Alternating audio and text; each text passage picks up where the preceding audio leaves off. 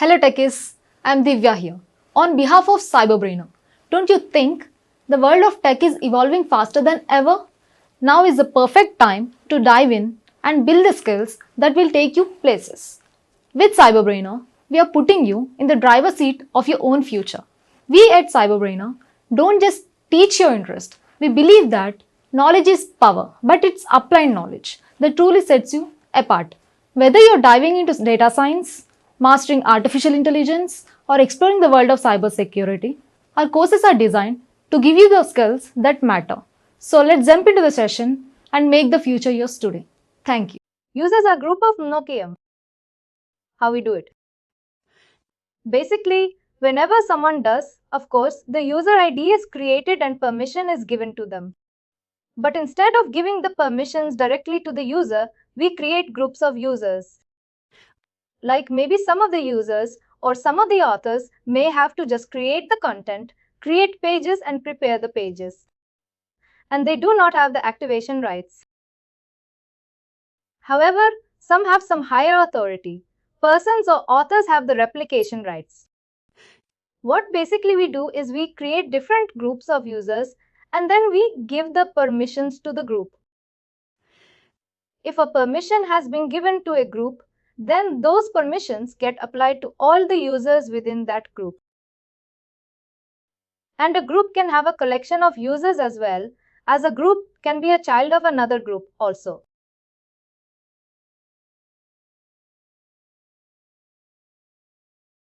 Like here, simple author, like here we can go to users. If you want to create a user, like let me just create a user. What is equivalent to roles and rights here? Like we create a developer role and then we say is like read, right? Like that, you know. It's what I did. I just created your name and the password. Also use your name. Here you have the option. If you already have a group, then you can just start searching a group and you can assign it over there. If you don't have, you will go to another stream and there we will. Here, your user has been created. Let me just answer that. If you want to search it, you search it over here. Here it is. Now if I go, you can go over here again and you can go to the groups. Here you can create a group. Like, let me just create a group for you.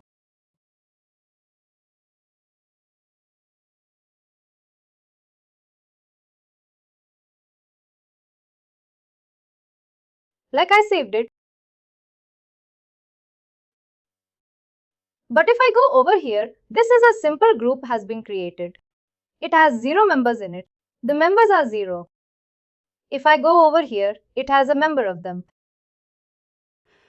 The same way where the groups has the member options, where the users has the group option.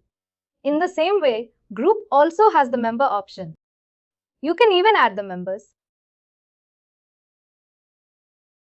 And even you can see, you are able to add any other group. Here, I added for you and you can do this. If I again go back. And here I have the permissions. Basically, either you can assign the permissions to a group, you can assign the group, you can assign the user. Here I have this. It says it has 1 member. It can have any members. And here is where the permissions you get. These permissions are called as access control list. Basically, see, we saw that in the CRX. We saw that these are the different hierarchies within R. This is our JCR, that is Java Content Repository.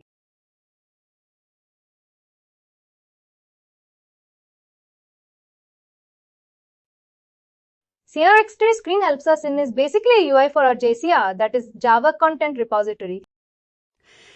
Every that it records in our AEM is stored in JCR and JCR basically stores it in the form of nodes or resource and then for the properties value pair. Here, what we do is we assign the permissions to these paths only because these are the paths mainly.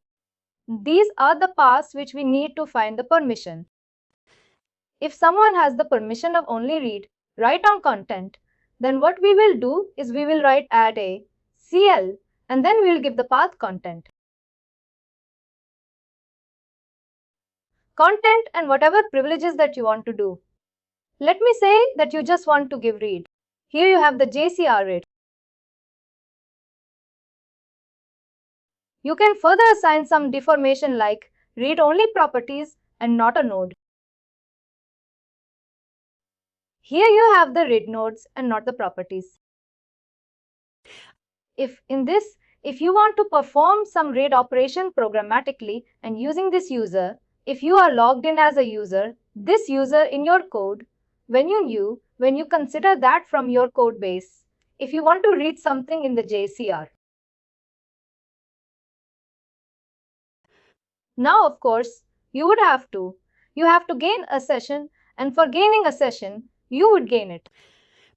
You can only gain a session for a particular user that I logged in as a particular user from the code perspective.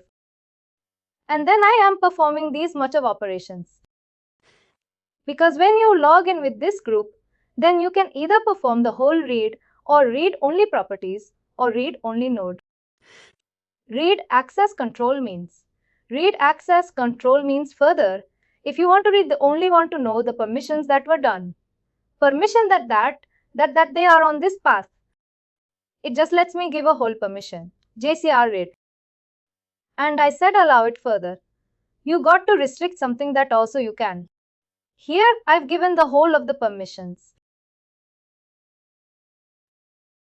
And if you further order it, you can do it. The question I have is like I have created a group. Now, all this group I need to assign some role, like for example, they are developers. If I can assign that role and then for each role I assign permission, then it becomes scalable. I will say, why do you want to assign a role here? When we are giving permission, you have a group. When you give that group a name like a developer, like your company name is ABC, then ABC developers. That ABC developer group is now being assigned permission. What is the role over here? I see what you're saying. But what I have seen is multiple groups. This here. There is no role concept here. They just have a permission directly assigned to a group. Like, for example, if I need a developer role, now I need to create instead of, I need to create a group. Basically, that's what you're saying, developer group. And then I need to assign permissions and then add members to that group. Here, if you want to assign all the permissions, like let's say from the root hierarchy, you will say /. And here, if you want to assign all the permissions, just say it is here. Now you have all the permissions. Similarly, if you want write permissions, there are a lot of different type of permissions. Deep inside permissions, can we also assign permission directly to a member also? Yes, that also you can do here. Just start searching your users. What was your username? Directly we can assign. There you can start a following. Whatever permissions that you assign to a group, all the members of that group will get that permission. For a particular user, you will get the permissions to that user. And of course, there is no parent-child. Let me just quickly. And there is no parent-child relation between members. Like there cannot be a child for a user. Only group can have users or members. Group cannot have a subgroup. Yes, group can have a subgroup. I told you this. Then that's a parent-child relationship, but not with the user. User cannot have a child user. Here we have the administrator group. This is the group. Whichever will belong to this group will have all the rights. If I go to this group and here I have members like these are the numbered. Let me add either your user or either your group. Here I can add. If I say I told you, it will give me both of them. Even if I add over here your group, all the members who belong to your group will get the administrator. If I now log out, sign out and log in with your user.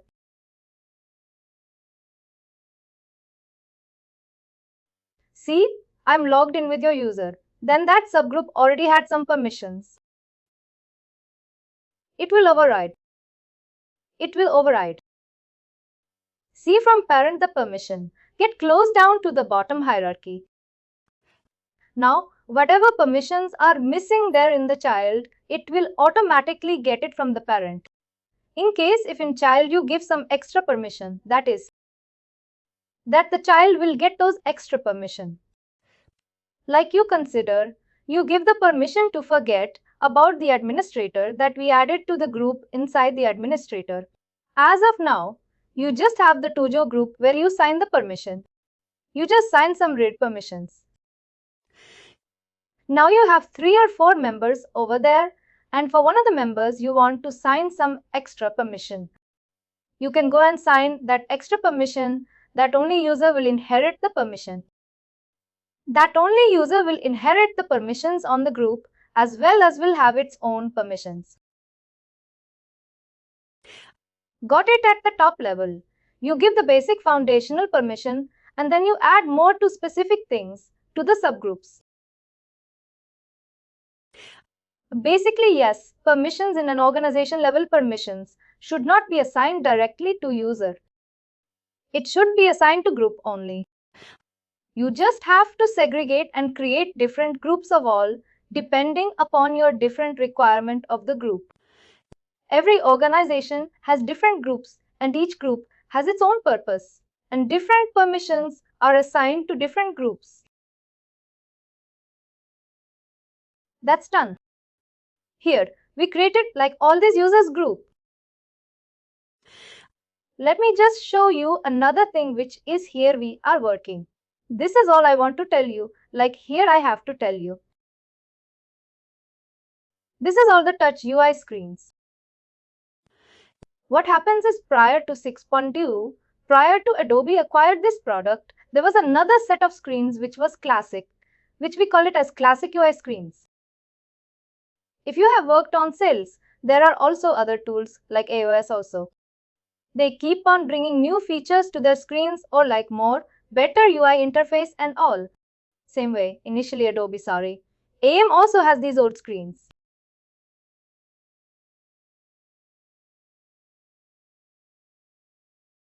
These are the old screens where we used to work. Basically, we thought it's all authors. All the authoring was done through these screens. Everything that you do over here can be done from this new screen, the Touch UI screens. These are called as the Touch UI screens. These were the classic UI screens. These are the Touch UI screens, but after 6.2, Adobe started bringing these Touch UI screens because the main issue was that authoring, whether the authoring like all the digital assets or page creation were not, cannot be done on the classic UI screens through other than desktop. These screens can only be used through desktop.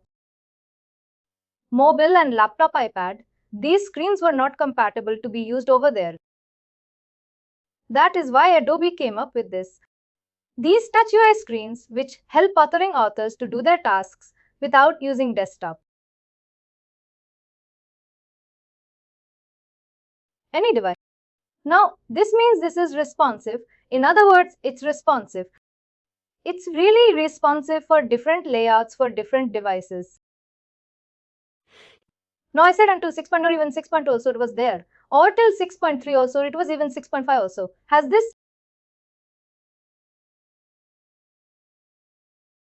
This is welcome, this screen the classic UI. But Adobe has not been providing any support for this. In case if you face any issue while using any of these, Adobe does not provide any support.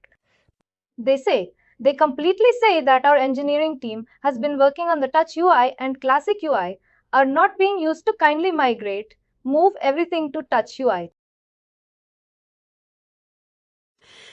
In case if your authors are still not familiar, then give them a KTE, give them a session of how Touch UI works. Now, everything that you are able to do from the Classic can be done from here. But now all the newer features that Adobe is bringing in the Touch UI and not in the Classic UI. If you see this experience fragment, you see this is assets, this is sites. Here you can see websites. Here, if I go to the website, here we have these. Basically through Classic also, you can see these. If I go to the website here also, you can see we can be retail. If I go over here, this is like the same way. But these are the Classic UI streams. In the same way, if I go over here, you can see this digital assets. Here we maintain all of our assets. Like you remember that we created a folder, my new folder, I think. Or I think my AEM. I think this folder is what we do. This is what we created through the Touch UI stream. But we can see it from Classic UI. Basically the UI. Now the UI has been updated to Touch UI. Similarly, there are a lot of other functionalities which are there. All the functionalities that we have in Classic, we have it in Touch. But Adobe is bringing newer feature only in Touch and not in Classic. I told you that either. And after 6.2 they started bringing. And now 6.5 after 6.3 they stopped providing the support.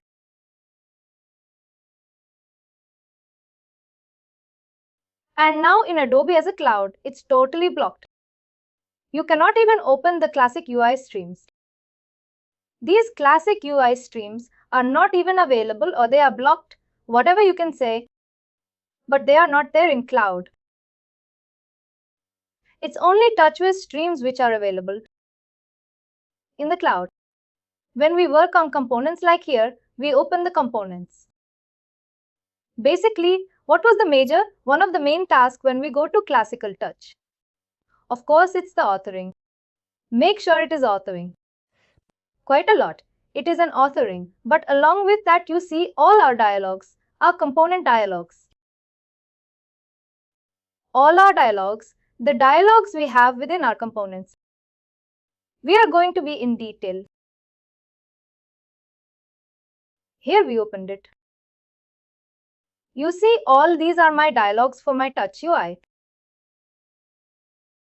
When we develop our components, I told you components has one distinct that is called dialogues, where authors input their values. This is the dialogue. Now further, we have this component has dialogue plus his backend stuff, which reads these values and displays them further on the page.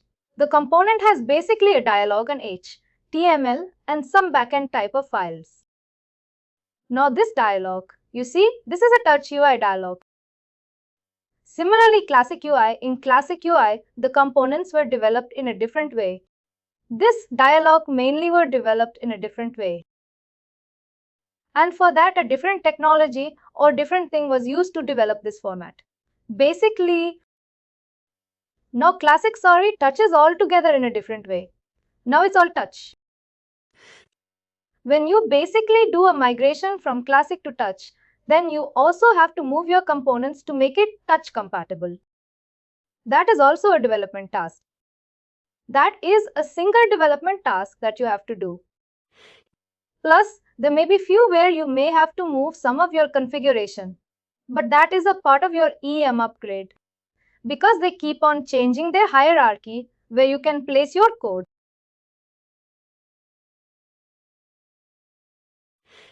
Because when you move from Classic to Touch, basically all the dialogues has to be updated from Classic to Touch. And previously or like now, even we have it. They provided a tool which helps us in smoothly migrating the components from basically the dialog of the component from classic to touch.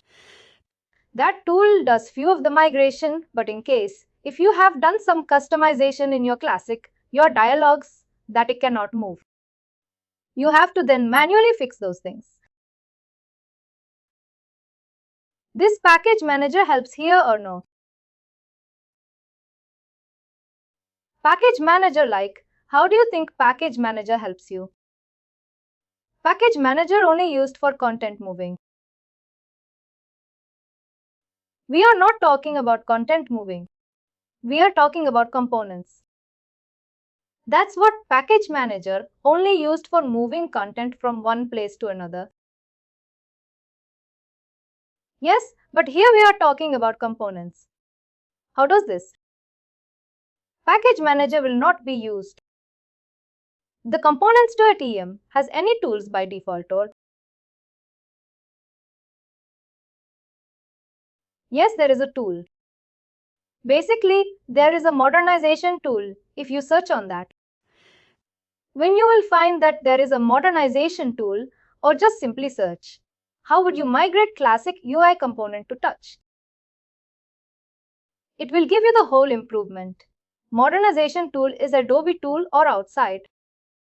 Yes, it's Adobe tool. Adobe is modern. This was about the classic UI and touch UI. Previously it was all classic. Now we are using altogether everything in touch. There are few streams which are still on classic. Even if you remember, like when I go over this hammer and I go to the deployment, you see when I went to this replication, it took me to the screen replication. Here also you have in the classic UI screen. Here also I have this replication. It will take me to the same screen. This only. There are few screens which are still based on the classic UI. But even on the latest version of EM, that is 6.5.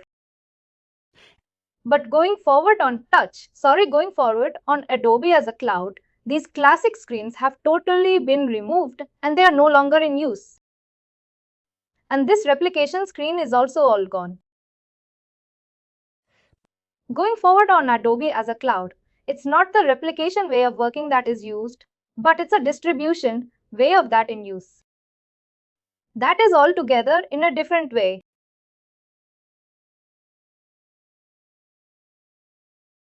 Let's move ahead and let's go to the screen. We discussed a lot about authoring and all. We discussed few of these. XDA segment, I will tell you later. That reminds me, I just want to know what exactly we covered far. And I know that we were talking, but then from a content authoring perspective. What are things we covered? We have covered about the authoring, how you create the pages, how replication works. Could I write down all these things? Because then I know what to practice or what to. AIM intro. I am using MCMS. About this AIM intro. A bit about component, bit on component, and in the last I will say component intro.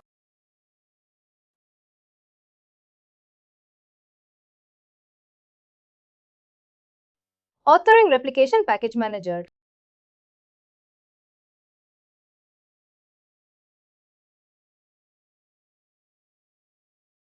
And we discussed about replication and its demo, everything we did.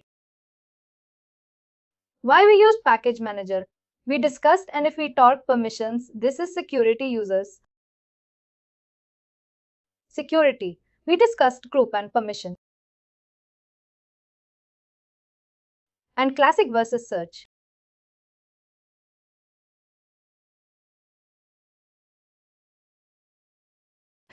These assets, how assets are big. Asset manager, package manager application, AM, digital asset manager. We discussed about this.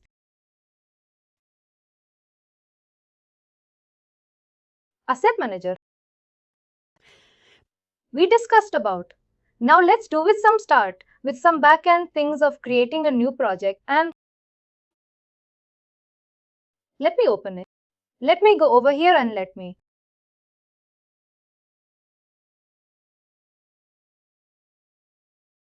what here you can see. If you wanted to create a new code base, see here you have this. You see, there are many folders over here, and each folder would have many other things, and all these things like a lot of other things. If you will start or if you have to create this code base from scratch by user, then of course it won't be possible. You will make a lot of mistakes, and of course that cannot be done. When how we get the code base is that, that's what I'm telling you. That's what I'm telling you.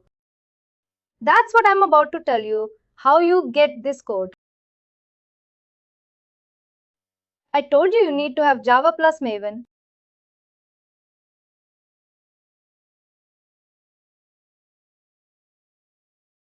Mavenly. I told you the purpose of Maven. It is Maven is used for. Maven is a code field plus deployment field. But here it has got an added responsibility of creating your code base.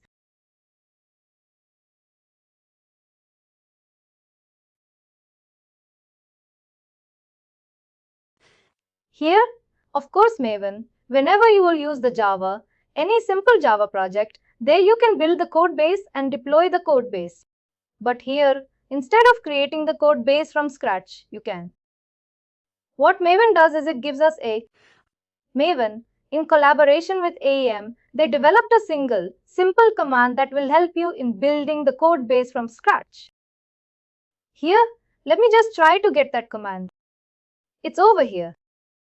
It is called as Maven Archive command. Maven Archive. What it does is they help us in building the project from scratch. What we do is we have this command. We just give some basic information that what is the name of your project. Let me say, name it as project and the app ID. I'm just using the name, and here it's saying what will be the code base, project structure or project packages name. All those things, the basic information, and what version are we using for this Maven archive command is we are using the 23 version.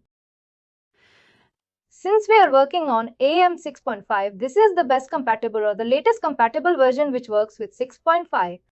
If you want to work on Adobe as a cloud has some. Working on Adobe as a cloud, 23 or 24 is the starting one. And I think now we have the latest version as 28 or 29, which works with Adobe as a cloud. Since we are on 6.5, this is the best version. This command will remain like this. We don't have to do anything. We just provide. What AEM version are we using? Like the code that we developed with this. In which version of AEM are we going to deploy, plus some basic details of the project. Like here we say the project package, map package, name the project, these basic things. Here, if I will just simply write this, command may fail because my system is not compatible. I have tried this, but it creates my whole project for codebase. If I will build this, it will. If I go over here, you will see it will create a folder with the name Tojo. Here you can see Tojo is over here, and also it created each and everything. All the things which are required. Even there are many things which we don't even need. I will tell you what is the purpose of each and everything, and then we will see. Somehow it has been failed because of my incompatibility of my system. But yes, it has completely built up a day. Let me tell you the purpose of this. You see, you have the UI frontend. Basically, UI frontend are nothing but, of course, as you can see from the name, whichever frontend technology that you use, you can work over there. And for the rest too, you can either remove and then you are working on some Angular, and you can use this, and you can remove these two. Similarly, we are using some simple JS, some simple thing, then over here or maybe for React, you can place it over here. Then you have this dispatcher. These two are for dispatcher. Here, I told you everything that this is your author, this is your copy, how you replicate and all.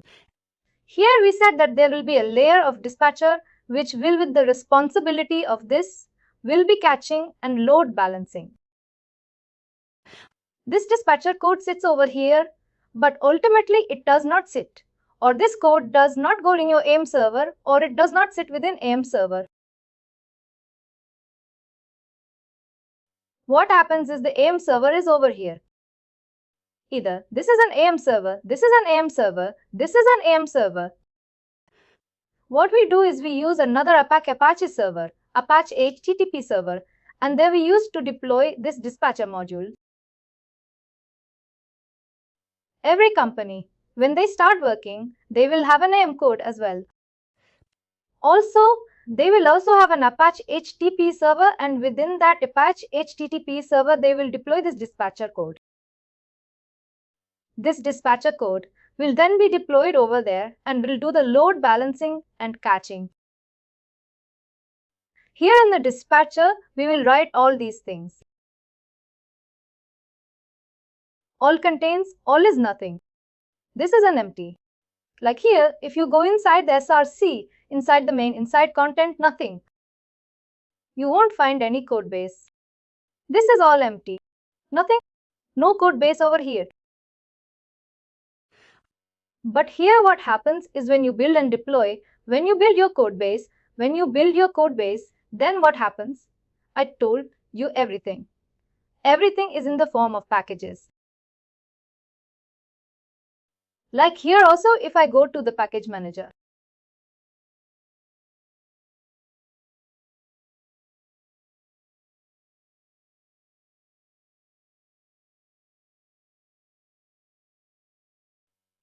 it's here.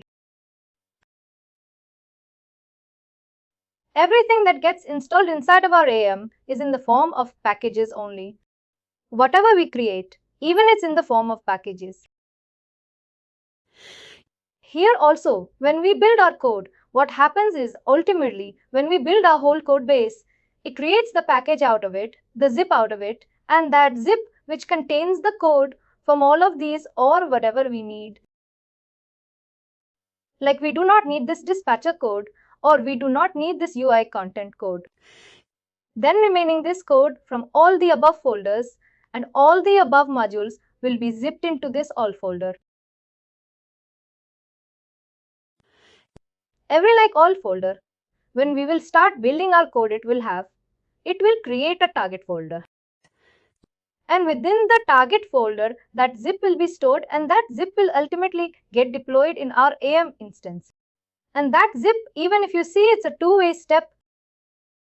I told you. First is it does not building code building. Code building is creating your zip and storing it inside that over here and then deploy. What deployment does is it basically takes your zip and deploys it inside your AEM through package manager. Even if you do not want to deploy your code base through the command, then also you can do it manually by taking that zip and installing it inside the AEM through package manager.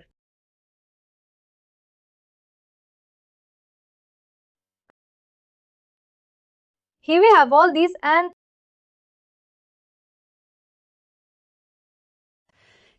I told you about all where there is no code, but basically all the compiled code in the form of zip is stored over here. More, contain all your backend Java code. All the backend Java code, Java files that you write will be stored. You will write it over here, or everything in the backend Java when you fill it. Some backend service or something else will be written over here inside the code. Now all the Java files are created in the form of Java. Like if you write any file, my file, that will be like created in the form of Java. And when you compile them, they get compiled in the form of plus. I think that's something similar in it. Maybe in some other form.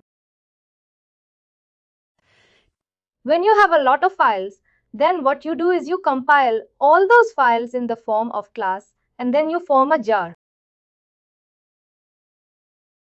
We have jar in AEM as in.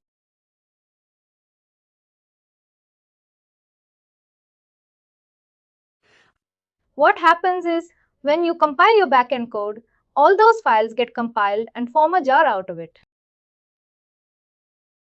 And what happens? That jar also will get merged into the final zip. Final zip will have other code as well as your this jar as well.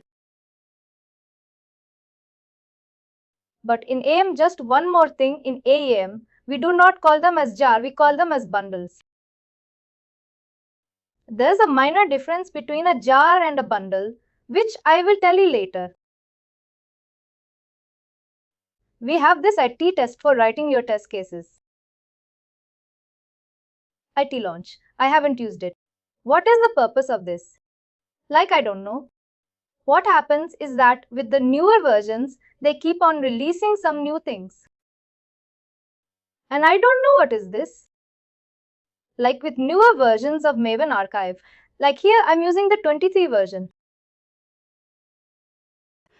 With newer versions, they keep on releasing some newer things. Like earlier, we used to have only one single folder, UI frontend. We are frontend. We are basically for better modularity. We write all our frontend code. But now they are segregated into 3 folders. In the first day, you were mentioning about a launch. Launch is to message. That was Adobe launch. That is something different. This is not that launch. That was Adobe launch. Adobe launch is to collect all your events and pass it on to Adobe Analytics. Adobe Analytics is basically the UI which has 2 performing types. This is I don't know. That is not just for Adobe Analytics. It can be used for any. That is just for analytics. What I said is if you want to use some custom tool other than launch, which can populate the analytics events to multiple tools that you can use like I remember there is an insight into where you can do some customization and then you can push to the events or populate to the events to multiple. These analytics like Google Analytics, Adobe Analytics or other analytics or any systems for that matter. Not, of course, in case if you are using any other different and you may have to do some customization. I'm not sure on that. But Adobe launches for Adobe Analytics. Only? This is pretty important UI apps. UI apps tell you everything what you have in your apps. Here, whatever you have in your apps, you open the CRXD. Whatever you have it over here inside apps is over here. This UI app. I told you. I think I don't know if I told you or not. All your code, you as a developer or we as a developer, all your code will sit below the apps.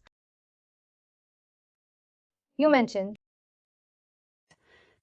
All our code sits below the apps that are here and that what we develop over or that what we create over here. All of our components, some basic configurations are being created over here. But if I go over here, you see, if I go inside the SRC main content, you see the JCR. JCR, whenever you see JCR, it starts indicating that JCR. This is, you can see the top slash. After that, you get the apps. Oh, and below the apps, you have the other thing. MS is linked to do as of now. We haven't deployed. Neither have we built this code. As of now, we won't be having this Tujo folder over here. You cannot see. And you see Tujo. No, but once you will build and deploy, you will see this Tujo folder inside below. We have this UI apps and then UI app structure. UI app structure is nothing. This is some mandatory. The thing that you need to tell the code base about the structure of your AEM. Sorry, apps that are AEM. If I go, it is just empty. You will see there won't be anything. But it's all parent form.x7. Have you ever worked with Maven before? I would recommend you get a bit idea about Maven. Like, which build and deployment tool have you used prior? Build deployment, usually the Visual TS. That is version control and then build. Maven and DevOps side haven't worked much. I mean like the whole. No worries. I think they are using, let me think, Jenkins. Jenkins is basically creating the pipelines. And then Maven. Only they are using the current. Of course, most of the companies use Maven only, and I told you an alternative tool that is Greater. Some of the companies are moving to Greater. That is also build and deploy tool. I think even they are using only Maven. 90% of the. I think what I've seen is makes the use of Maven only. Maven has just been introduced and these companies have started using They have started using Maven instead of Maven. But I'm not sure how successful is that. Maven and then GitHub. They get the code from GitHub. GitHub is a repository. That is a repository. Maven is something build and deployment. Jenkins is your pipeline. You create pipelines instead of writing all the code commands manually. You use Jenkins where you directly start creating the pipelines and do that pipeline behind the code. The code execute like the build and deployment code executed by just clicking that pipeline or starting that pipeline. Your code gets built and deployed to your AME instance. Basically, Jenkins is for creating your pipelines. And also in our case, from Jira itself will trigger. For example, in Jira, one story is done. Mark ready to build. When there itself, it's complete automation like trigger the pipeline and everything it will go. I mean, there is an integration between Jira, Confluence and other tools. They provide different plugins. From Jira, what they do, they are just like this, published events only. And then it goes to Kafka. SnapLogic, that's a processing tool. It picks that and processes it. Similar like Launch, there's something called SnapLogic.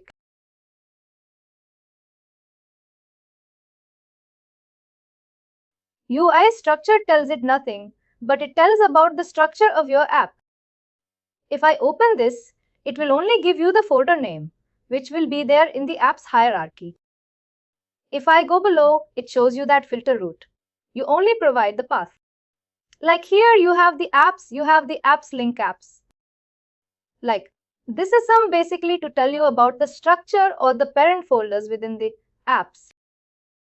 That's what we do over here. The UI structure.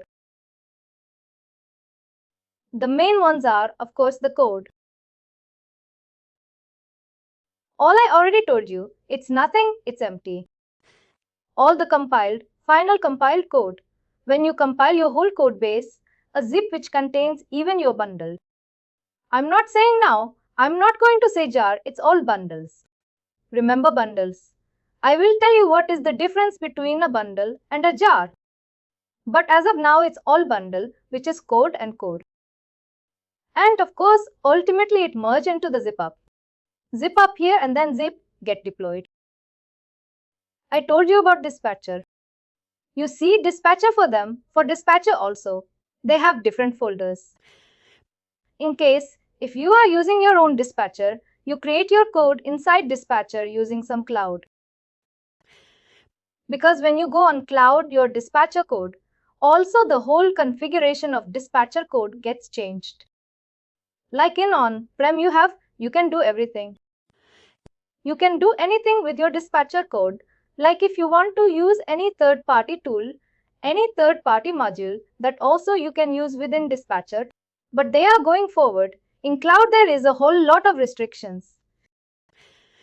Even they have placed such a restriction that they have set, or they have created different files. And within that file, they have provided a empty space where only you can place your code. And a type of code, can be placed in a specific file at that only place. Like they have put restriction to this much level. Of course, while writing the code, and from this perspective, a lot of restrictions have been done. You cannot do any customization and all going forward on cloud. But to many extent, they have made the life easier as well. That is why when we move to cloud, like whole dispatcher code has to be rewrite. Because the way in which it is written on on-premise is totally different to that on cloud. And whole lot of code has to be like if you plan, or if your company plans, to move to Adobe Cloud. Then a lot of things become deprecated and are not being used in the similar way on cloud. Like we discussed about applications. I am just going digressing from this. But I am just telling you. Like we discussed about applications. As of now, I told you that this is our deployment and this is our application. But going forward, it does not use the application way. It uses the distribution way. Here, you remember, we were able to create our own application agent. We added a new server and we were able to create a new application agent. But that is not the case going forward on cloud. Because there are the servers, it's all being created and managed by Adobe only. Here we do not have any control over application or the application agent. I tell you what happens is, I give you a scenario. I tell you consider you are using a CDN. CDN that catches your pages.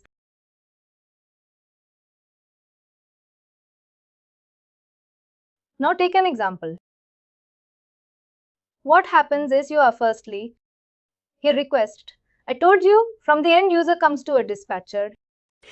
But directly from companies, they say that dispatch is of course mandatory when you are using an EM, but CDN is not mandatory.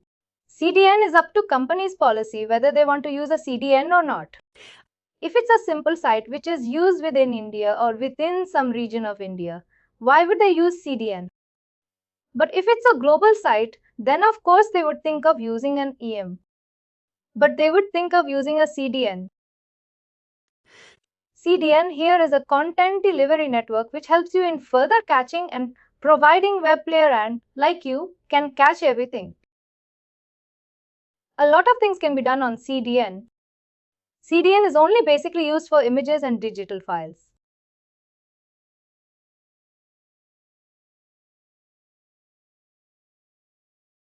No, everything can be cached over there. What is the purpose of CDN? CDN is not like when we have our server. It will state it on its location only. We created our server and it will be over there only. CDN is like every company. Multiple companies have their CDN. And it's like the servers are located in different locations. When a page or whenever a content or any image or anything like that, in our case, the whole page will be cached. Then with CDN, it will be cached on all those servers of CDN. If someone heads from India, then the request will land to the nearest CDN server and we will see if the page is cached over there. Of course, it should be cached. Similar to Dispatcher. Dispatcher is a single server. Dispatcher is not that it has multiple servers located in different locations. CDN is a general concept. CDN is nothing to do with AN or Dispatcher. CDN is a general concept. The purpose of CDN is to provide you the content in the fastest possible way through the nearest server, which is available to the end user. Like I am sending a request to a website. Consider there is a website, Amazon.com. I am making a request to Amazon, of course. But Amazon will do it. It will see which is the nearest CDN or which is the nearest server to my location. It will serve the content from there because the content will be cached on that CDN server. If you are heading from US, then it will see which is your nearest server, which is the server nearest to you, and the cached content from you will be sent over there. Will be sent back to you. Now how the CDN can be used here? If you place a layer of CDN over here, what will happen is it will be above dispatcher. What will happen is when the user will come over here. Let me use the pencil. User will come over here, CDN. When we publish something from Content Manager, when you publish to publish instance, automatically one copy will go to dispatcher will. One copy will go to CDN also. That depends upon how you have made your configuration. Have you enabled the caching on CDN or not? Have you set your server that you are? See, I'm not going to go that much deep because there are different concepts of how your CDN behaves and how your AEM behaves. But you need to give instruction to CDN as well and your server as well, your AEM instance as well, that the page should get cached. There are certain headers which are said. There are certain response headers are being sent which are obeyed by your CDN as well as the end user browser.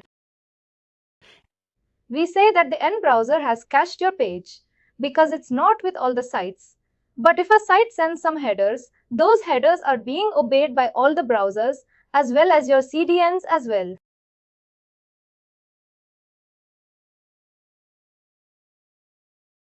Through that way, your CDN will cache that content which will have those headers. But you need to make sure your caching at CDN would also be enabled. By default, of course, your browser also caches, but depending upon what response headers are being sent from your site. If we are not enabling the cache, then why we are using CDN? Of course, there are some companies which only want to use it as a layer of web. From a security perspective, they want to use it and they do not want to use caching feature of that. There are many things with CDN provided. It's not just caching or wipe. You can do redirects from here as well. I consider you want to do a 31 redirect. Now you know that there is a 3 to 1 redirect. Why do you want the request to come to your AEM and from there you do a 3 to 1 redirect? Why don't you redirect it from here only?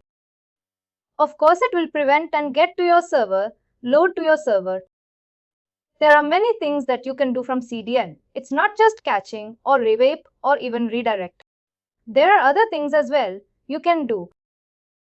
When dispatcher is there is already a cache mechanism.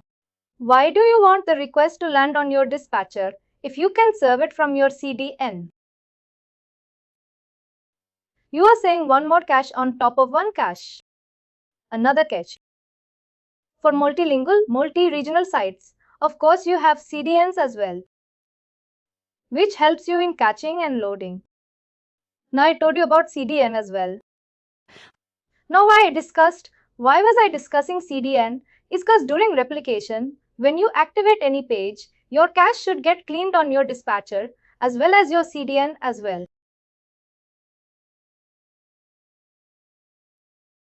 What is my point? Because your dispatcher may have cached that page and CDN may have cached that page.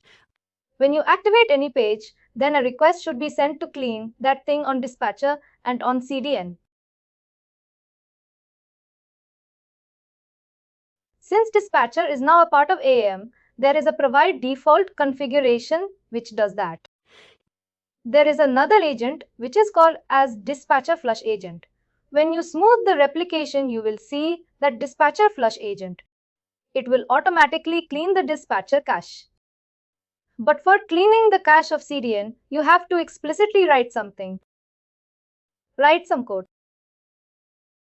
What previously we used to have is, Let me just complete. Then you please ask your question. For dispatcher, we have an auto hope agent that is called dispatcher flush. But what is the best practice for cleaning the CDN caching is we use to create our custom replication agent. When we activate any page, of course, the request will be sent to AEM, where it will make the content available on publisher. Another request from another agent will be sent to dispatcher, and a custom agent we will create that will send to the CDN to clean and cache it. But all those things were there till 6.5 but are no longer on cloud.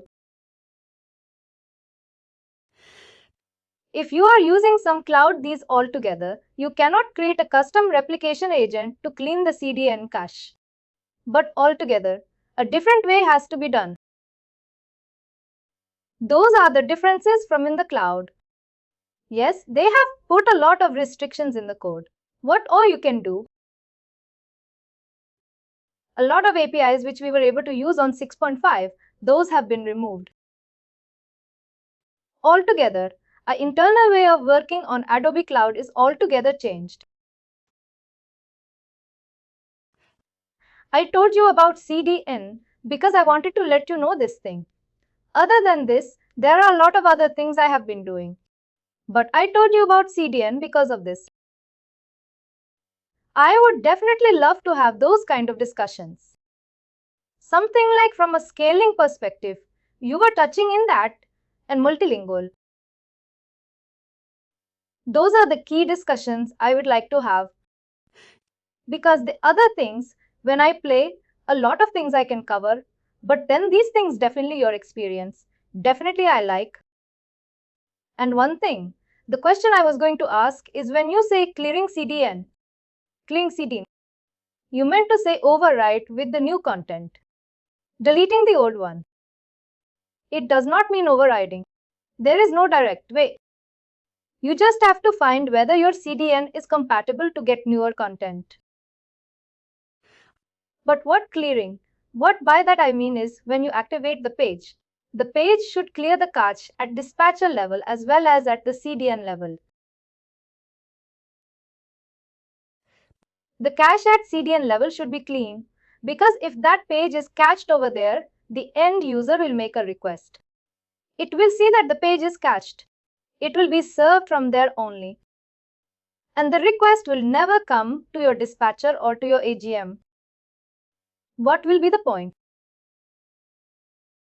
Who will the security content will be served? Now at what point the caching will happen? Like you cleared it. And then who will fill this cache? The next time when a request will be made, it will see that the CDN, there is no content over there. The publisher has now from publisher, the request will be sent back. I'm not able to use this. It sent back to dispatcher. Dispatcher will see that it does not have it and it will cache it. And our CDN, it depends upon what CDN are you using. How does it cache the content? Depending upon that, you have to send those things to your CDN and your CDN will also start caching. For different CDNs, it's different ways of caching. Then CDN will deliver to client and user. And it will also cache it on its own. But how CDN over here also delivers to the end user will also cache it there. It depends upon the CDN, how the CDN will be. Different number of CDNs and how CDN works depends upon that company's ways of doing it. Most of the time I'm now telling you it is depending upon the response header. When you serve a page, it also has response headers in it. Depending upon that, it clears or not. It catches the page. Clearing the caches is done by the replication agent. One way of clearing the caches is that you send a request to your dispatcher to clear the caches. What we will do is your CDN. What it does is it provides you with APIs.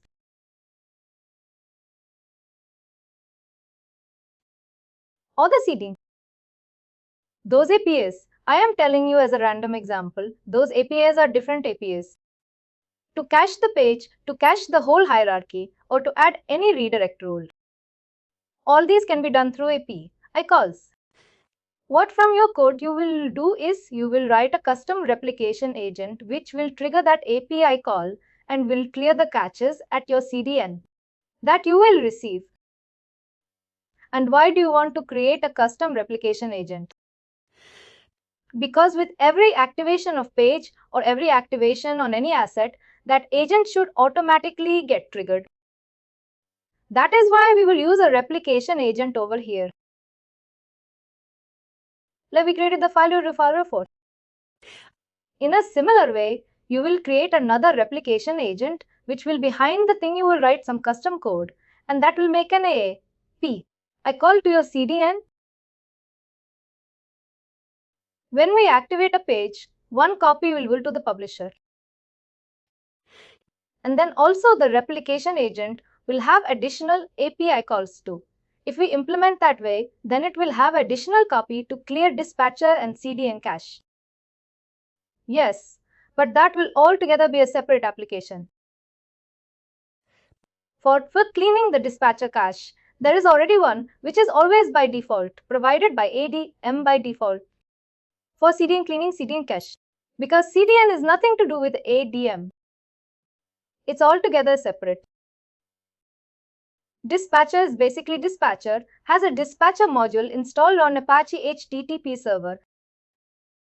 That is great, sir. If you have used Apache HTTP server, you have different modules. One is redirect module through which you can write 3.1 or 3.2 redirects. Other modules are also there. One of them is dispatcher. Now going forward on cloud, you can even use some custom module. Like Google even provided a module which is further for performance perspective. What that module does is it reduces the size of your JS and CSS, basically compresses them, remove the empty space. And there were a lot of functionality which you can do with that module. There are many other modules. I am just taking an example. You can add that custom module, Google module, on your own. But on cloud it is restricted. You can only use the module which by default cloud. And you cannot use any other module. There are a lot of things. Going forward on cloud, you have to make a lot of things as per your code to make your code compatible. Awesome. We discussed about these. The last one is the UI content. I told you content is always a part of your server. Always a part of your server.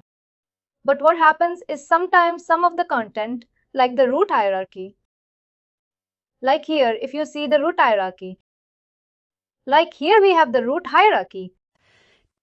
Sometimes the root hierarchy of the website, you make it as part of your code. You commit in those code because some of the test pages are there.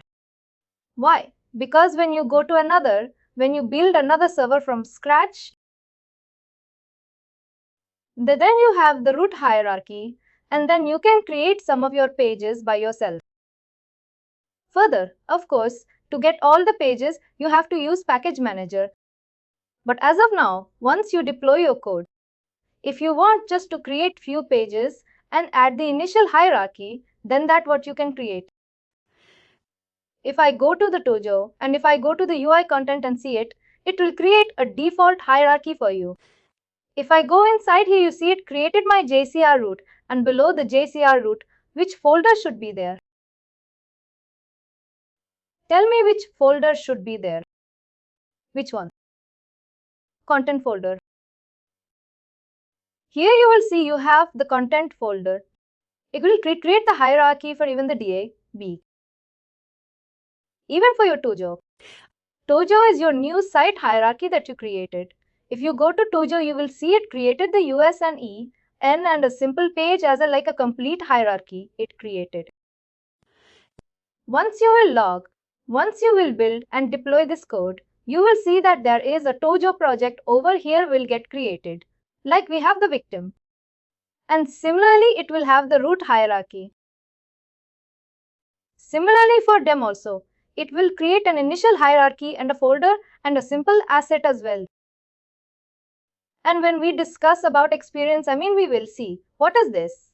I see all these hierarchy in the code base. If code base have to do that, code base will do.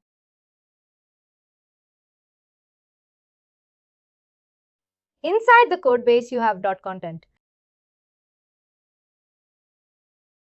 That will create. That has the basic.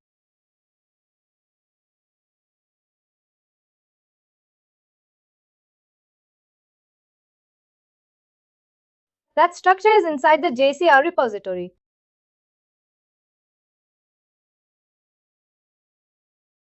JCR restore has both apps and content. Now, the code base we are talking about is only applicable to apps. Correctly? No. Apps code base. Maven is generating. That is what you mentioned.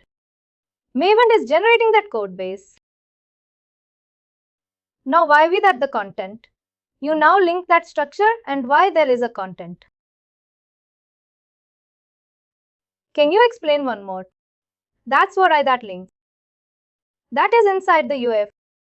UF contains all the apps thing. And UI content contains the basic structure of this content.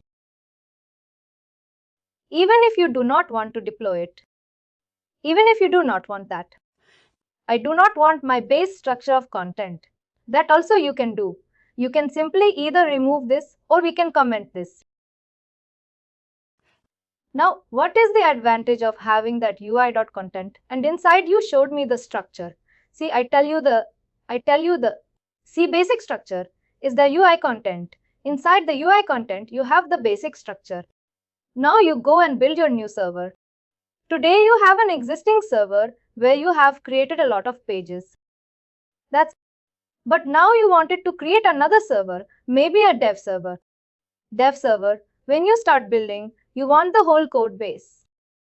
One way is, of course, you will create the package and then you will deploy. But you just wanted to test few of the things. Just wanted to create few dummy pages and test few of the things.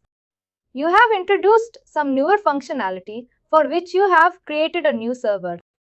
Instead of you can use this UI content. It will create a base structure, based content structure for you. Within that you can create few of your dummy pages to test the thing. Instead of getting the package manager, getting from one server to another. That is also of course a way. Whatever way you like, you can do. Even if you do not want this UI content, that also you can comment it out.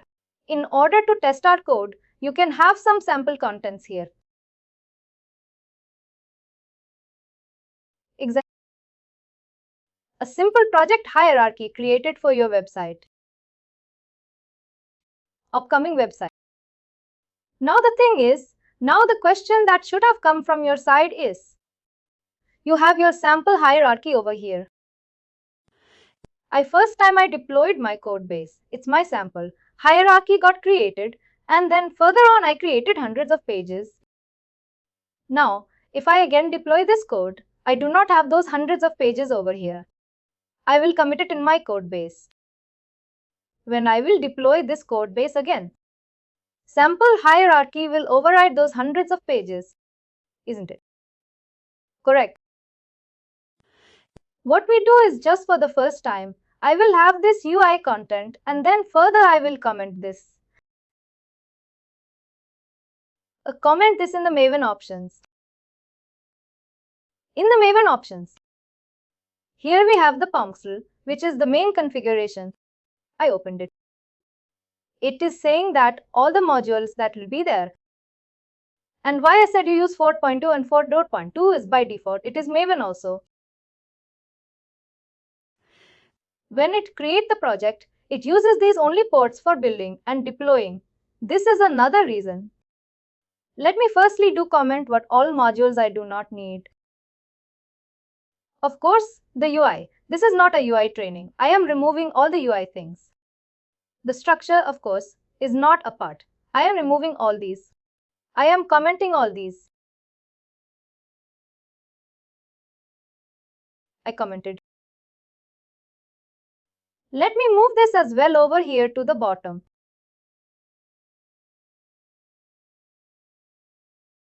Just move it in. And this UI test also. We are not going to talk about this and the launch also. What I will do is I will start the comments from here. These are our main things. Rest are our main things. All main port backend, all the components, all the things sits over here and near the UI content. Before this, let me just tell you one more thing. Your component sits below the apps, but some of your integration configuration that you want to connect to some target or launch. Use configuration for those that you do behind. The hints is below the conf folder. Conf folder is for that. Conf folder is where all the configuration sits and also the templates that we will create inside in AEM that also sits over here. I will tell you the usage of this. Apps is where your code sits. Also inside. Comp is also where your code sits. Rest all is taken by AEM. All the Adobe code sits below the clips. Like you see all these screens. All these screens are built because there is some code that sits below the lips. Simile is also being taken by the Adobe only.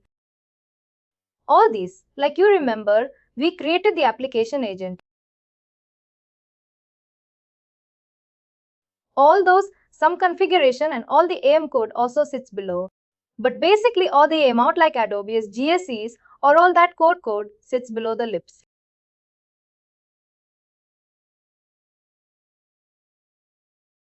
But some configurations and more of configuration code of Adobe sits below. You created your users and groups and permissions. All those sits below the home hierarchy. You remember you created the user code also somewhere. It will be over here, maybe in some of the folder.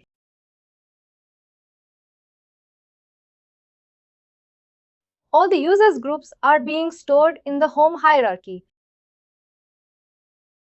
Content hierarchy. We already discussed this is pretty important. All the authoring was below here. We will discuss about bin later. We have our own indexes. Internally, you perform some search. Like you integrated, you have the search component. What is? Of course, you would need a search engine through which you can perform search. AEM provides API through which you can perform search. But behind the scene or within AEM, you need a search engine. Here in AEM, make the use of an inbuilt search engine that is called as Lucene. Lucene is a search engine that is being used within AEM to perform search. And the indexes for fastening that search is being created over here, and these are all the default indexes which are created by AEM itself. Because here you see, everywhere you have the search. Fastening the search, it has indexes over here. You can even create your custom indexes in your code, and then you can further deploy it over here. There is somewhere you can where AEM also stores some of its variables or some of its.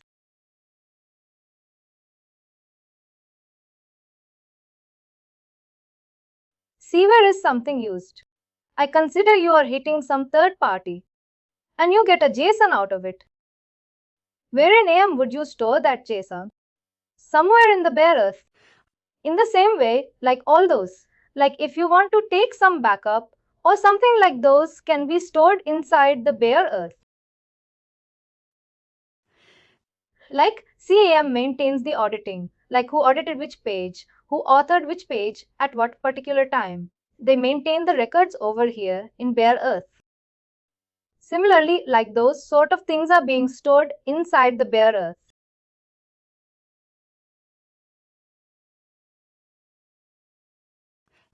Plus, You can also store like. This is the place where you'll do is I told you like, if you get some data you want to store it, you can store it over here. Storing some backup or storing some files for temporary purpose. You can do it inside the bare earth.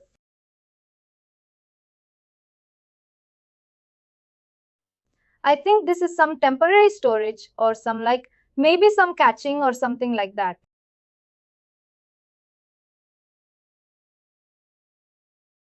Like temporary storage, this is of no use. We will discuss about this. Home EBC content. I will tell you later when we discuss the sublets. And these are some web policy. Web policy, I tell you.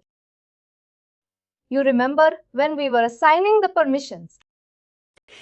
When we were assigning the permissions, what we do is we create the permissions and then we assign it inside the permissions. When we assign it at a particular path, like here for the apps hierarchy, there is an allow permission of GCRE. What happens behind the scenes is that these web policies get created inside the apps. Also, you have the web policy. Similarly, for the root folder, you have the web policy. The web policy, either we give the allow permission and we deny these permissions.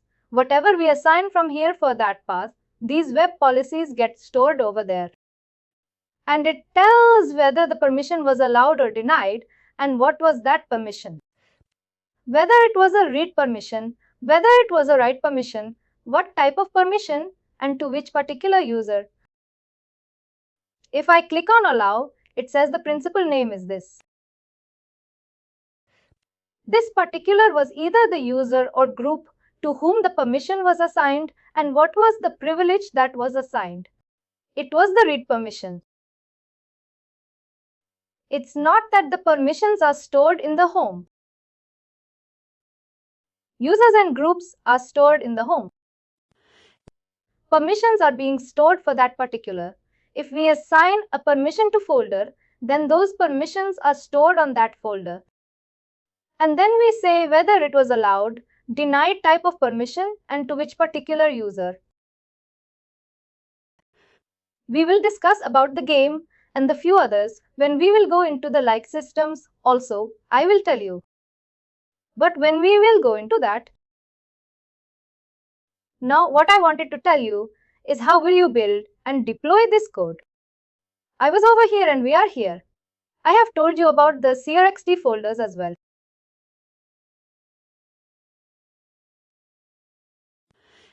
CRXT and the light folder structure and also I am going to tell you about the project.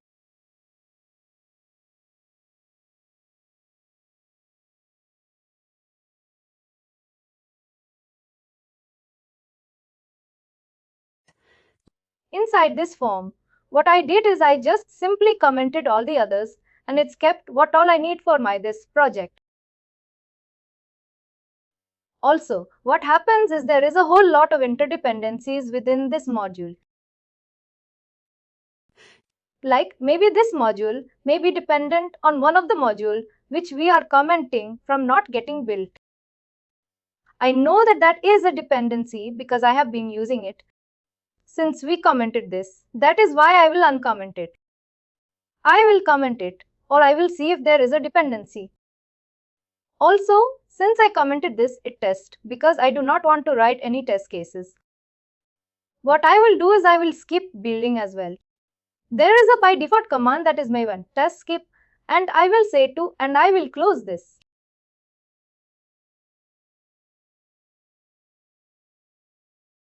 To this say it will stop building or stop doing the unit of test cases.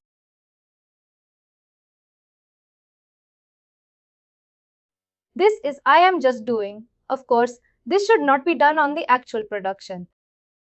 But just for this, because I want to fasten my build time. I am commenting all the unnecessary and also I am commenting the test cases.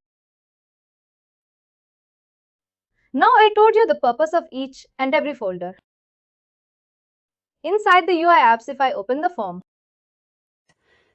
see the form. One thing I would suggest you is to go through the Maven and understand a bit about Maven. It chooses and what is the purpose of Maven and all. Now, every folder there is a FormSmell in the parent folder, and every of these folders also will have the form actors. Because this is the main configuration file of your Maven. Maven, when you will write a command for building and deploying your code base. It reads FormSmell only.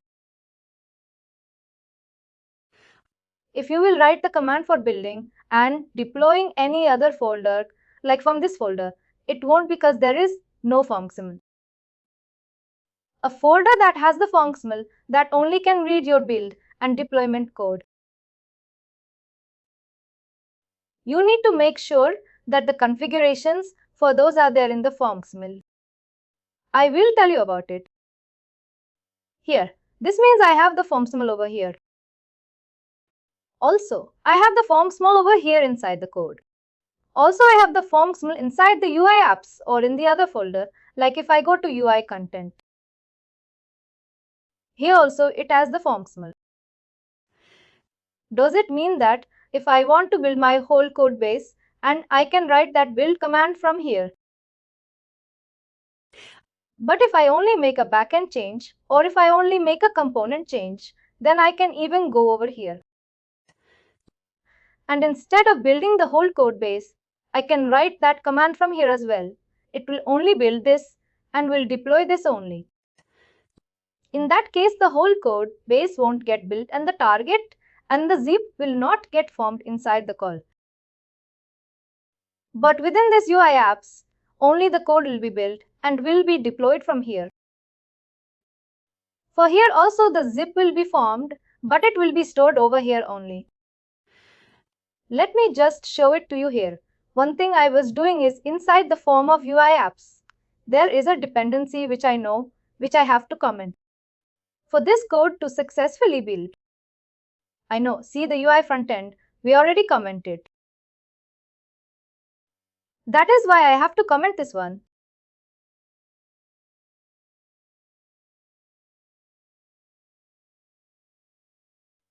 I know, I was aware because I have been using. UI apps is dependent on the UI front end. That is why I commented that. And now if I will go. Now let's come. What we did is we just commented all the unnecessary modules which we do now. Now let's go back again to our Maven. Our Maven first step. We created our code base and we explained or we got to know what is the purpose of this. Now let's do these things. Firstly, this code build and then code deploy.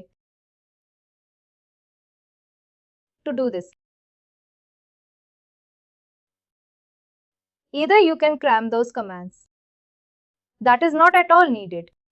Because when you build your code base, you will also get this readmem command. If you will open this in code in your notepad, it will give you each and every details about your whole code base. It tells you UI apps contains the apps and the part of the project. That is the JS DVD components and thread run. What does it all do? Content contains the sample content using the component from the UI apps. Basically, it contains the sample content. UI test contains the Java 1 containing unit. Test is the UI launch. You can read. Contains the viewport that the UI test does. The server trigger the remote UI. UI launcher is somewhere used within the UI system.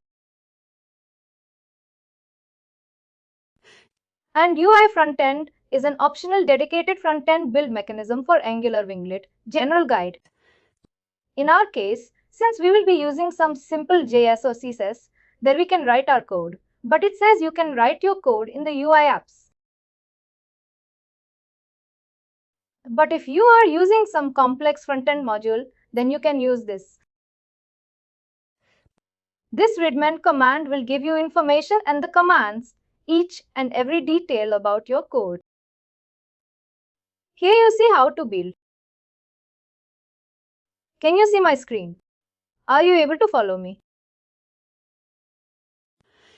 How to build your code base to build all the modules. All the modules run in the project root directly. the following command with Maven 32. It says just to build, It doesn't say to deploy. It says to build all the modules run in the project root directly. The following. If you have a running AEM instance, you can build and package, that is, the zip, the whole code base, and deploy into AEM with this. Maven even clean install then -pa autostall package. This command is doing the building, and this command will do the deployment. This command will do building and packaging, basically will form the zip. Either you can manually install that zip through the package manager or you can use this command. That is the field.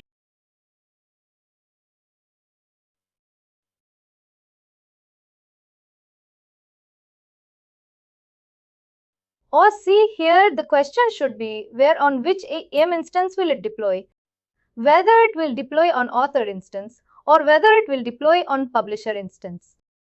And how will it get to know building is building will be done on my local.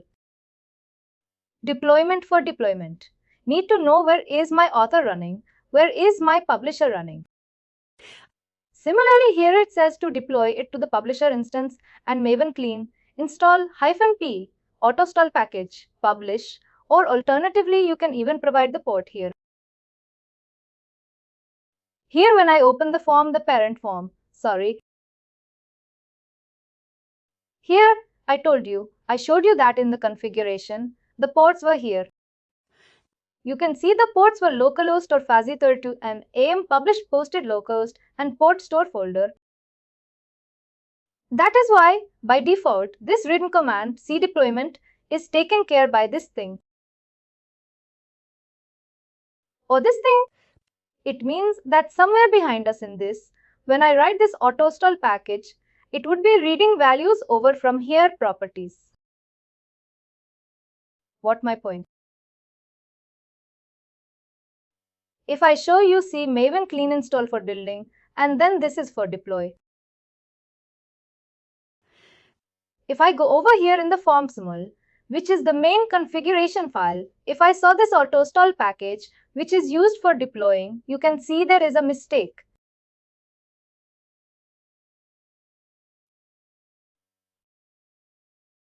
Here, what we said is -p. -p and the name. -p indicates which profile do you want to run to deploy your board with. Here we have multiple profiles. This is one of the profile. The other one is another profile. Autostall package. What it does is it deploys the code field package over here. This is our target URL. The target URL, it makes the use of a configuration configurable value that is amost and mhost. If I search for amost, it will go and in the top it will see localhost and port store folder. In the same way, if I search for this autostall package, publish and will search it over here.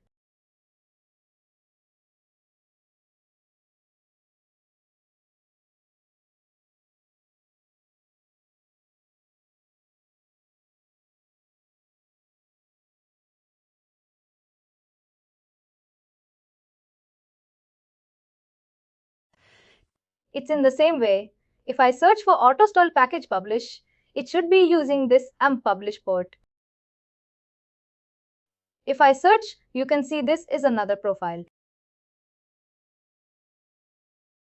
And if I scroll down, what is the target URL? It is publish post and publish port.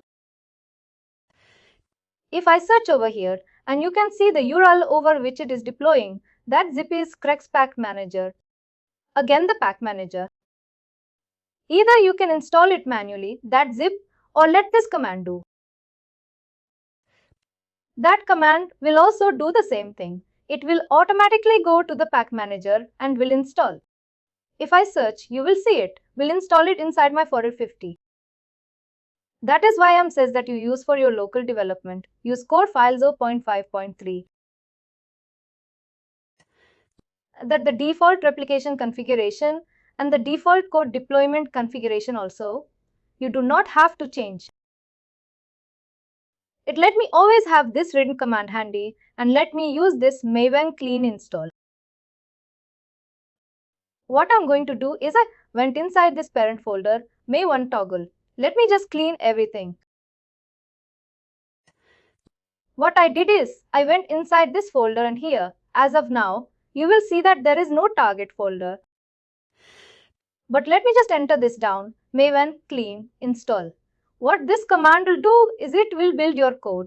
Basically, a zip will be formed. Let me just hit this and it will build. Let's just wait for a few minutes and within this you will get your target folder created. You will see that there is no target folder neither inside the code. Here you see your target folder get created. And also inside UF, you see your target folder get created. In a minute, you will see a zip will also get formed over there. You can see your zip is also formed. See this zip. This zip is for UF, which will have your component here, basically the app stored. Similarly for content, zip is still not. See target folder is also formed. And the zip is also formed. And if I will go to the parent all, it will also have the target folder formed. And here is the final zip. If I will unzip it, you will see somewhere you will have everything. Like you can see your UF zip. And somewhere you will have your bundle as well and your UI content as well. If I go inside the content install, you can see the UI content as well. And somewhere you will have your bundle as well over here in this zip. Again, if I will go, you see your build is success. And it successfully built all your module, your code, your repository structure, your UI content, and all are success. And here your target is over here. One way is, I can directly go to my package manager and install it. Instead of doing that, let's do one thing. Let's install it using the command. I will again go to this and I will use this main key install p or install package. And let me just hit this.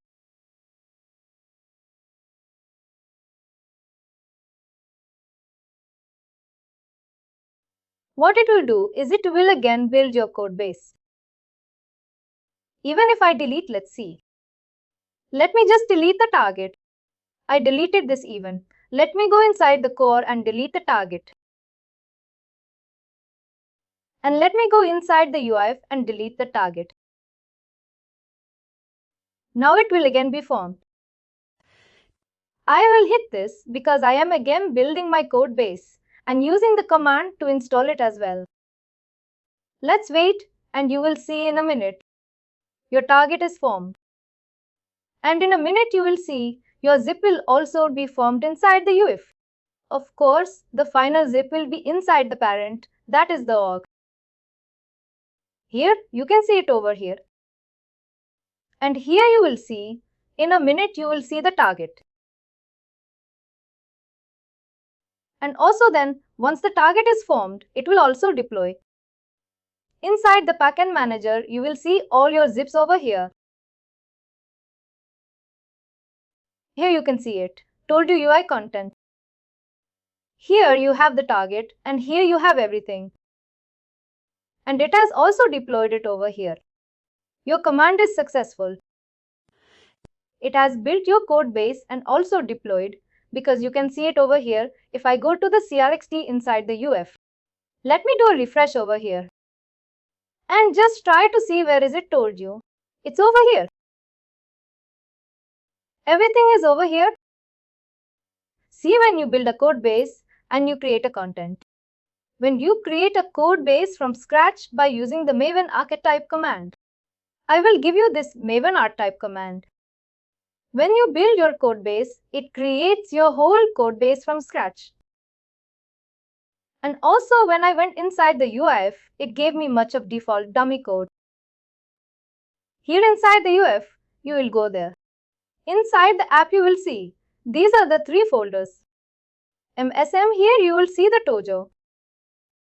And somewhere here is the MSM. And here is the third, that is Sling. Sling is the third one. Let's try to find where is Sling. Sling should also be somewhere over here.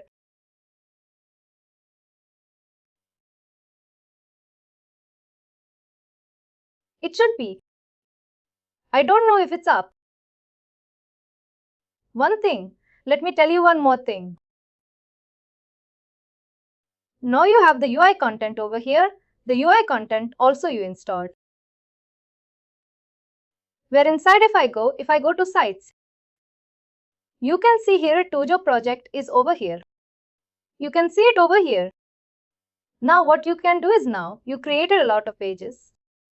Consider if you created a lot of pages and again I will do the deployment. What it will do is it will remove that whole. What we'll find, it will remove the whole pages. Because your content will get deployed from your code base, which is not good. Just for one thing, you should deploy your content, but not all the time. Because from the next time, it will remove whatever content that you will create on the server. What you will do is, inside Tojo, you will go to the Proximal and you will command that module. Because in future you want that module anymore. What I will do is, you will command that module.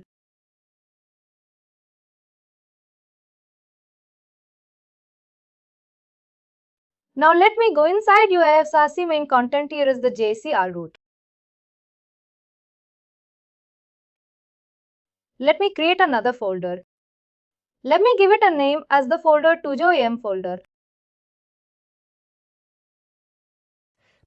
And you say that let me have some components over here and whatever custom component that I will create. I want to create over here.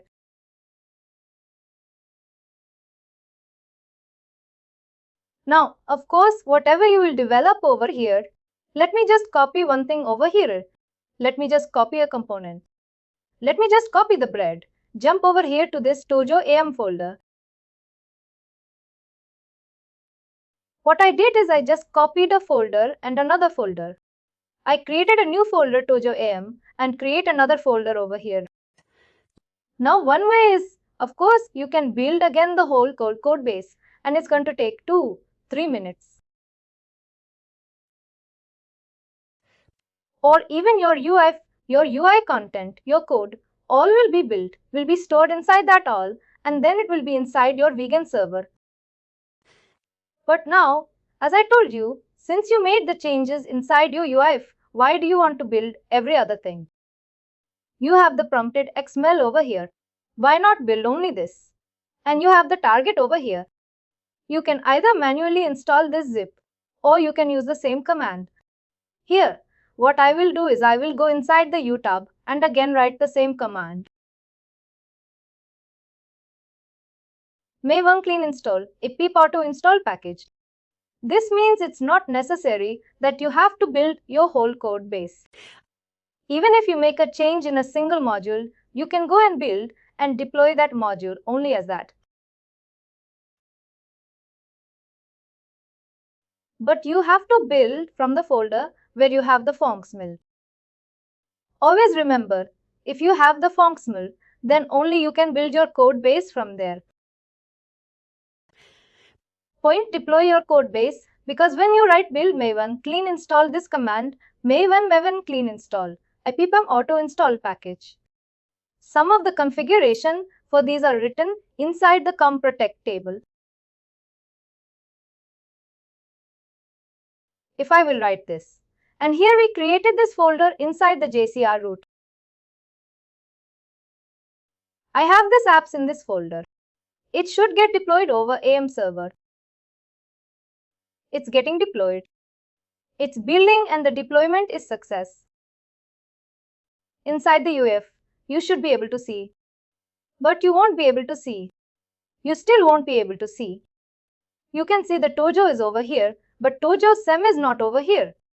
Can you see this? Now for this, duty of building a code base from within an individual folder is always correct. This is correct that you can go inside the UF and you can build it from here. This is correct. But why I was still, our code base is not. New folder is shown. Because what AEM says is whatever code you want to deploy.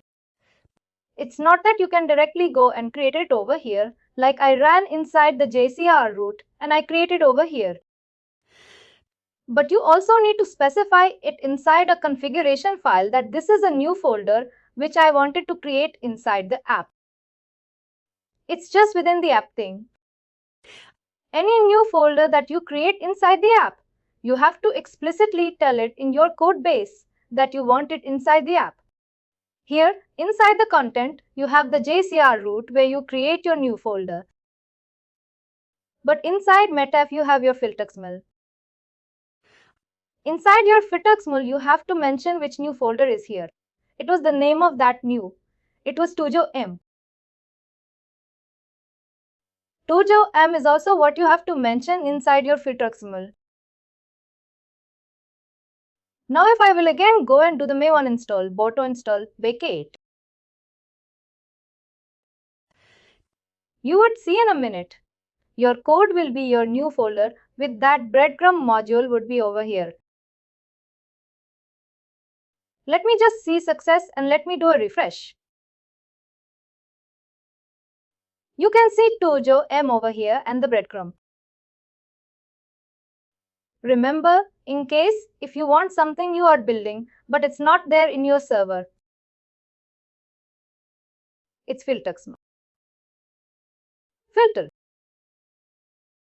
In case if you are building and you do not, you have to mention inside the filtxml. In the same way, we either can comment this whole UI content module from the parentsml here in the parentsml formxl. Sorry. One way was that inside the parentsml you can comment the whole module. The other way is consider that you think, see, UI content has a lot of other things inside the content. You have the jker root here. Also it has the meta nif. Here it has the conf and content. You say that I do not want. I want a conf to go from my code with, but not a content. What you can do is you can go inside the meta nif instead of filter again. It has the filter. Here you can comment.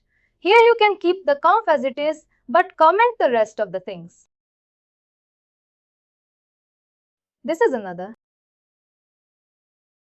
Instead of just commenting the whole module, you can comment some parts.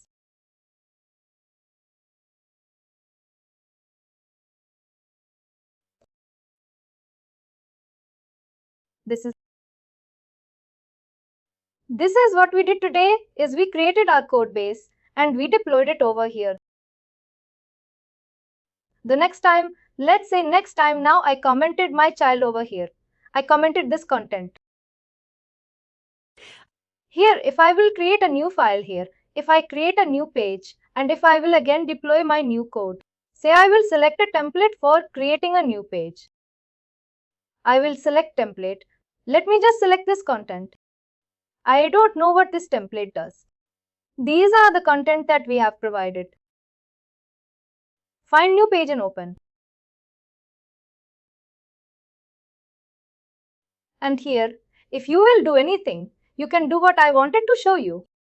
If you will go inside your UI apps. If I inside, not inside the UI, but you event.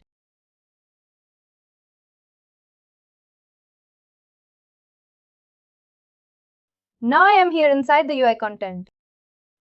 If I will again write that command. But here now my pages will not go. My new pages that I created will not go and it will still stay there because only my con hierarchy will be. Only the count from my count hierarchy is there.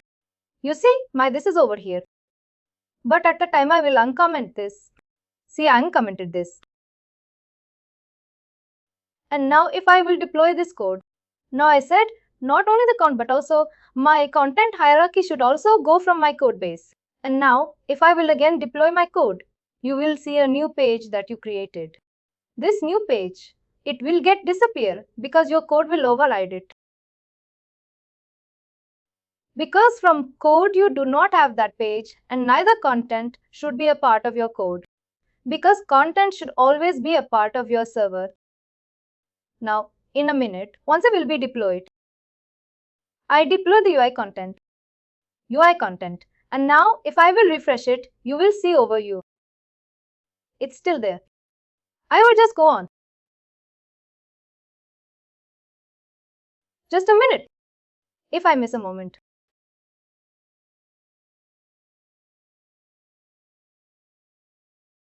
I uncommented the new.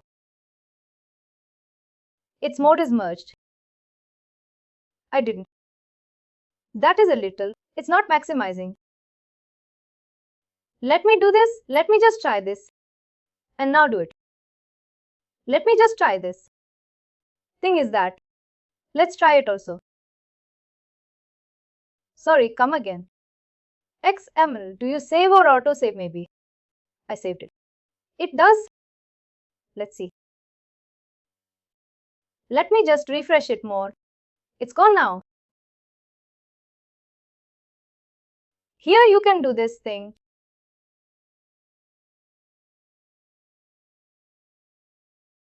Here the main thing is. I will make sure. I told you about the different usage of these different folders.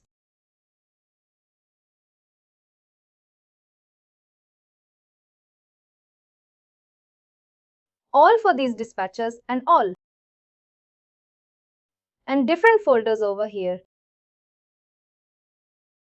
Your code, whatever you are deploying, will go over here. And apps or content. Of course, you won't prefer to go inside content, but everything should go inside. Or the AEM code will go inside the libs.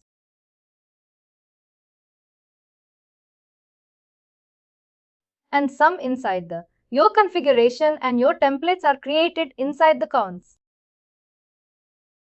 The template that we just used for creating our page. You remember we used a template. Somewhere it would be sitting with a configurer. Maybe inside Tojo you would have some. Those components. Sorry, template. Here you can see these templates.